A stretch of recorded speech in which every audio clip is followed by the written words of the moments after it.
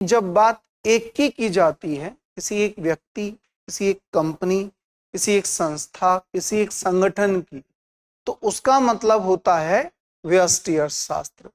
और जब बात हम किसी समूह की करते हैं, किसी एक संस्था के ग्रुप की करते हैं, या एक राष्ट्र के पक्ष में करते हैं, तो उस स्थिति में हम उसको बोलते हैं समष्टि अर्थशास्त्र। मतलब ये है एक तरीके से इंडिविजुअल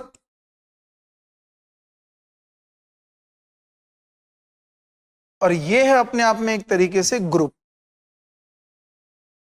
आप इतना सा समझ कि समष्टि अर्थशास्त्र इंडिकेट करता है समूह को, और आपका जो व्यष्टि अर्थशास्त्र है वो इंडिकेट करता है किसको? एक इंडिविजुअल को। ये दोनों में क्या है? एक मेजर आप डिफरेंसेस समझ लीजिए। इन दोनों में क्या है? एक ये मेजर डिफरेंसेस समझ लीजिए। ठीक, ये है व्यष्टि अर्थशास्त्र का हिस्सा और ये आपके समष्टि अर्थशास्त्र का हिस्सा। अब हम अगर विषय वस्तु पे जाएं, एक एक पॉइंट पे जाएं जो हमने कल लिखे थे, वो क्या क्या थे? कि हमने बोला अर्थ, परिभाषा में अगर तुम्हें अर्थ बताना हो तो तुम इसमें अर्थ क्या बताओगे? परिभाषा में आपको अगर अर्थ बताना हो तो तुम अर्थ के केस में यहां क्या बताओगे और यहां क्या बताओगे? कि यहां पे अर्थ बोला यह एक विशेष उद्योग, विशेष व्यक्ति, विशेष परिवार, विशेष फर्म और अर्थव्यवस्था के खंड का अध्ययन है। ये खंड का मतलब कि एक बहुत बड़े भूभाग में एक हिस्से का, एक व्यक्ति का, एक कंपनी का, एक संस्था का, एक फर्म का अर्थव्यवस्था का जो अध्ययन किया जाता है वो किसमें किया जाता है? आपके व्यष्टि अर्थशास्त्र में किया जाता है। जबकि यहां क्या बोला गया है? बहुत सिंपल सा, कि यह समग्र रूप से अर्थव्यवस्था का अध्ययन है। मतलब एक व्यक्ति और कई लोगों का समूह, अगर एक व्यक्ति की व्यवस्था या अर्थव्यवस्था का अध्ययन हम कर रहे हैं, व्यष्टि और उन्हीं में कई लोगों के समूह का हम अध्ययन कर रहे हैं, तो वो समष्टि का हिस्सा होगा। दूसरे में हमने बोला उद्देश्य। उद्देश्य में बोला कि सूक्ष्म, पहली बात तो मैं से सूक्ष्म क्यों बोला? कि सूक्ष्म का मतलब हुआ कम, कम मात्रा में। कम मात्रा का मतलब एक। यहां सूक्ष्म से तात्पर्य है क्या? एक, है ना? व्यक्तिगत, है ना? व्यक्तिगत अर्थशास्त्र का या सूक्ष्म अर्थशास्त्र का या व्यष्टि अर्थशास्त्र का उद्देश्य बाजार का विश्लेषण करना, बाजार को जांचना, पड़तालना और वस्तुओं के मूल्य स्तर का निर्धारण करना। कि बाजार में हम जांचें, क्या जांचें? कि कितने तो लोग हैं, है ना? उन लोगों की आवश्यकताएं क्या हैं, उन लोगों की जरूरतें क्या हैं, उन लोगों की इच्छाएं क्या हैं, और उसके आधार पर उपलब्ध संसाधन की मात्रा कितनी है, उपलब्ध वस्तुओं की मात्रा कितनी है। जैसे कि कुछ यूं मान के चलिए, जैसे कि कुछ मान के चलिए कि यहां पर अगर मैं बोलूं कि उत्पाद है मेरे पास में इतने, और लोग हैं खरीदने मेरे पास में वाले कितने? इतने। मेरे पास में खरीदने वाले लोग क्या हैं? इतने। ठीक, तो मैं ये देखूं कि बाजार के अंदर जो टोटल मिला के ये लोग हैं और जो उत्पादनों की उपलब्धता है, ये तो कौन हो गया? उत्पादन, और ये कौन हो गए? उपभोक्ता। उत्पादन में ये कुछ भी हो सकता है, खाने पीने, पहनने ओढ़ने, है ना? हर तरीके का कोई भी सामान हो सकता है। तो खरीदने वाले उपभोक्ता कितने? 4, और उत्पादकों की संख्या कितनी है? 5। तो ये तो कितने? 4, और ये कितने हैं? 5। अब खरीदने वाले 4 हैं, उत्पादनों की संख्या 5 है, या फिर ये उत्पादनों की संख्या 3 होती है, उत्पादनों की संख्या 2 होती। तो 2 होगी तो मूल्य स्तर बढ़ेगा, मूल्य स्तर क्या हो जाएगा? ज्यादा। और अगर ये उत्पादों की संख्या 5 होगी तो मूल्य स्तर क्या हो जाएगा? कम हो जाएगा। आप समझ रहे हैं कि अगर उत्पादों की इकाइयों की संख्या ज्यादा है और खरीदने वाले लोग कम हैं, तो मूल्य में क्या आएगी? गिरावट आएगी। और अगर हमने बोला कि यहां पे उत्पादों की संख्या कम है, बाजार में जो उपलब्ध साधन है या उपलब्ध उत्पाद है उसकी संख्या कम है और खरीदने वाले ज्यादा हैं, तो मूल्य स्तर क्या हो जाएगा, ज्यादा। तो 2 के केस में तो ये स्थिति बनेगी और 5 के केस में ये स्थिति बनेगी। तो मात्रा ज्यादा होगी, मूल्य कीमत गिरेगा, मात्रा कम होगी तो मूल्य कीमत बढ़ेगा। ये सिंपल सी बात है। और इसी बात का मतलब ये हुआ कि मैं बाजार को जांचूं, पड़तालूं और वस्तुओं और सेवाओं का मूल्य क्या करूं, निर्धारित करूं, ठीक, व्यक्तिगत आधार पे। तो ये बोला गया व्यष्टि अर्थशास्त्र। जबकि यहां क्या बोला गया कि समष्टि अर्थशास्त्र का जो उद्देश्य है, समष्टि अर्थशास्त्र का जो उद्देश्य है वो क्या है, राष्ट्रीय आय और आर्थिक विकास को अधिकतम, आर्थिक विकास को क्या करना है, अधिकतम करना है।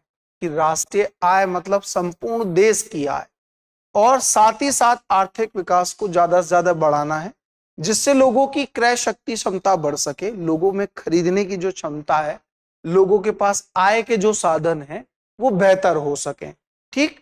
तो यहां तक हमने देखा। अगले हमने बात करी सौदे की। सौदे का मतलब हो गया यहाँ आपूर्ति, मांग, उत्पादन, मूल्य स्तर, खपत। मांग का मतलब होता है कि जब हम किसी, आपूर्ति का मतलब होता है उपलब्धता कि कितने बाजार में उपलब्ध है, मांग का मतलब होता है कि कितने लोगों ने खरीद लिया, उत्पादन का मतलब फर्म के जरिए कितना कच्चे माल से पक्का माल तैयार कर दिया, मूल्य स्तर का मतलब है कि बाजार में उत्पादों की कीमतें कम है या ज्यादा है, खपत का मतलब कितने लोगों ने उस चीज को कंज्यूम कर लिया, उपभोक्ताओं के जरिए से संबंधित है आपका व्यष्टि अर्थशास्त्र। जबकि यहां क्या बोला गया है, राष्ट्रीय आय कितनी है और उस आय के अंदर आय को प्राप्त करने वाले लोग कितने हैं। तो आय प्राप्त की है तो आय का फिर वितरण होगा कि कितने कितने लोग क्या क्या किस आधार पर अपनी क्या कर रहे हैं, आय प्राप्त कर रहे हैं। जो ज्यादा आय प्राप्त करेगा उसकी जीवन गुणवत्ता उतनी बेहतर होगी, जितनी जिसकी कम आय होंगी उतने उसके समझौते ज्यादा होंगे, कॉम्प्रोमाइज ज्यादा होगा, और जीवन गुणवत्ता के अंदर क्या आएगी, गिरावट आएगी। मतलब गरीबी, बेरोजगारी जैसी समस्याओं से, कुपोषण जैसी समस्याओं से वो क्या करेगा, जूझेगा, या उन समस्याओं को फेस करेगा, या चैलेंजेस को फेस करेगा, है ना। तो बोला गया कि यह राष्ट्रीय आय, आय के वितरण, रोजगार, गरीबी और बजट से संबंधित है या धन से संबंधित है, ठीक। यहां तक हमने देखा था कल। आगे की अगर हम बात करें, आगे की अगर हम बात करें तो अगला देखा हमने क्या, मुख्य निर्धारक। कि मुख्य निर्धारक क्या है, यहां पे निर्धारण है कीमत। मुख्य निर्धारण क्या है यहाँ पे, कीमत, ठीक। और यहां पे मुख्य निर्धारण क्या है, यहां पे मुख्य निर्धारण क्या है, यहां पे मुख्य निर्धारण है आय। मतलब यहां तो मुख्य निर्धारण क्या है, कीमत, और यहां पर मुख्य निर्धारण क्या है, आय। आय प्राप्त करेगा तभी वो कीमतों का भुगतान कर पाएगा, आय वो प्राप्त करेगा तभी वो कीमत का क्या कर पाएगा, भुगतान कर पाएगा। तो कीमत कौन भुगतान करेगा, एक उपभोक्ता, और आय कौन प्राप्त करेंगे, सभी लोग, है ना, ठीक। आगे बात करें हम पहुंच। पहुंच की बात की जाए तो यह कंपनी का विश्लेषण करने के लिए बॉटम टू अप्रोच रणनीति का उपयोग करता है ना। Bottom to approach, bottom to approach मतलब नीचे से ऊपर की ओर जाना, नीचे से ऊपर की ओर जाना। समझ में आ रही है बात। मतलब ये हो गया बॉटम और ये हो गया अप। बॉटम मतलब ये हो गया नीचे से और ये हो गया ऊपर की ओर जाना।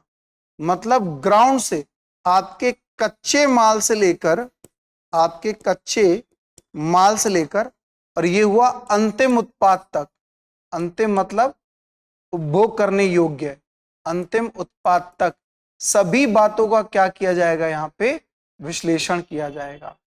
अंतिम उत्पाद तक क्या किया जाएगा, विश्लेषण किया जाएगा। चला कहां से जाएगा, यहां बॉटम से, बॉटम से लेकर ऊपर की ओर, ठीक। ये इस रणनीति का उपयोग करता है जिसमें वो हर तरीके से चीजों को जान लेता है कि भाई एक उत्पाद को बनाने में कितना पैसा लगा, कितनी लागत लगी, कितना लेबर लगा, कितना मजदूर लगा, कितना कच्चा माल लगा, कितना पानी लगा, कितना बिजली लगा, कितना इसके अलावा मार्केटिंग में पैसा लगा, विपणन में पैसा लगा, है ना, उसकी ब्रांडिंग में पैसा लगा, पैकेजिंग में पैसा लगा, परिवहन में पैसा लगा, इन सब जगहों पे पैसा लगा। लगने के बाद में उसकी ओवरऑल जब कीमत बनेगी तो उसमें अब संस्था का जो मालिक होगा उसका मुनाफा कितना होगा। तो जो हम लागत का चयन करेंगे या लागत को जोड़ना शुरू करेंगे, उस शुरू कहां से करेंगे? कच्चे माल से। कच्चा माल मतलब उसका शुरुआती दौर, तो शुरुआती दर का मतलब हो गया बॉटम से अप्रोच करेंगे हम, bottom to up. Bottom to up, ये बॉटम हुआ, ये अप हुआ, मतलब नीचे से ऊपर की ओर, कच्चे माल से लेकर और अंतिम उत्पाद तक हम विश्लेषण करेंगे। ये रणनीति का उपयोग करेंगे हम किसमें? व्यष्टि अर्थशास्त्र। जबकि यहां क्या बोला गया? Top to down.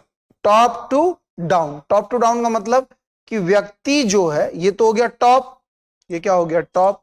Top to क्या जाएंगे? डाउन जाएंगे। टॉप टू डाउन जाएंगे। समझ में आई नहीं बात? टॉप टू क्या जाएंगे? डाउन। टॉप टू डाउन का मतलब क्या हुआ? सिंपल सा, कि टॉप टू डाउन का मतलब हुआ कि एक व्यक्ति जब आय प्राप्त कर रहा है तो उस आय को प्राप्त करने के आधार पे वो उनका जो वितरण कर रहा है, किस तरह से वो अपनी जरूरतों को पूरा कर रहा है। पहले वो क्या कर रहा है? अपनी आधारभूत आवश्यकताओं को पूरा कर रहा है। आधारभूत आवश्यकताओं को पूरा करने के बाद में फिर वो विलासिता के उपभोग में आने वाले संसाधनों को अप्रोच कर रहा है, तो वो जाएगा कहां से? Top to down. रणनीति का उपयोग करेंगे किसमें? हम समष्टि अर्थशास्त्र के अंदर। अब एग्जाम की तैयारी को और बेहतर करने के लिए हमारे चैनल को लाइक, शेयर और सब्सक्राइब करना ना भूलें।